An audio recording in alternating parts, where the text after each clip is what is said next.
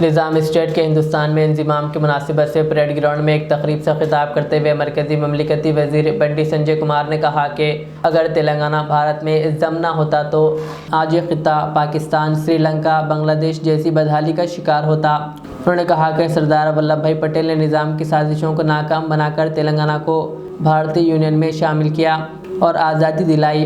बंडी संजय ने कहा कि तेलंगाना विमोचन दिन मनाने का असल हक बीजेपी को है, क्योंकि सबसे पहले इसी पार्टी ने इसके लिए आवाज़ बुलंद की और गुज़िश्ता 26 वर्षों से ये दिन मनाती आ रही है।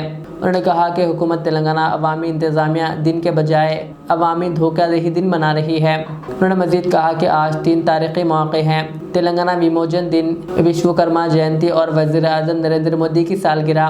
बंडी संजय ने कहा कि मोदी की क़यादत में भारत दुनिया की चौथी बड़ी मईशत बना है और तेलंगाना को अब तक 12 लाख करोड़ रुपए से ज़ायद मरकज़ी फ़ंड्स मिले। उन्होंने दुआ की कि वज़ीर आज़म मोदी तवील उम्र पाएँ और मुल्क को मज़ीद तरक्की की राह पर आगे ले जाएं। बता दें कि इस दिन को बीजेपी ने यौम आज़ादी, कांग्रेस ने अवामी हुक्मरानी का दिन और बीआरएस ने कौमी एकजुटता के दिन के तौर पर मनाया।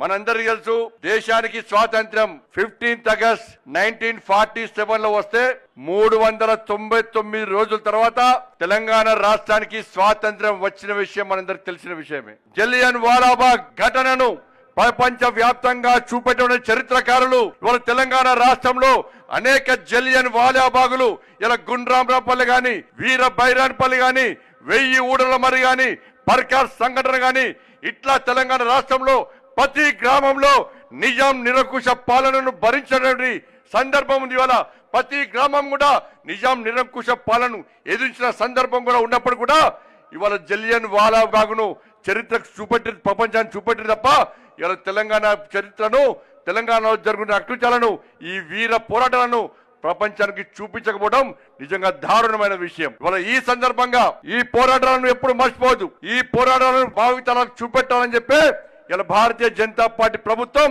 ఈ రోజు ముందుకు వచ్చిన విషయం గుర్తుంచుకోవాలి.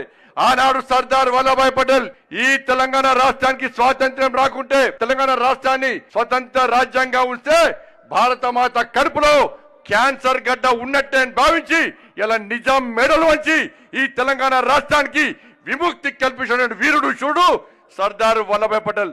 తెలంగాణ సమాజం ఆలోచించాలి. ఆ రోజు తెలంగాణకు సర్దార్ పటేల్ విముక్తి కల్పించకుంటే ఇవాళ మన స్వతంత్ర రాజ్యాంగాన ఉంటే, ముస్లిం రాజ్యాంగాన ఉంటే, ఇవాళ పాకిస్తాన్ లో కలిస్తే ఇవాళ మనది మరో పాకిస్తాన్, మరో బంగ్లాదేశ్, మరో శ్రీలంక లెక్క ఆకలి చావులతో అల్ల కల్లోలమయ్యే పరిస్థితిని ఒక్కసారి తెలంగాణ సమాజం గుర్తించాలి.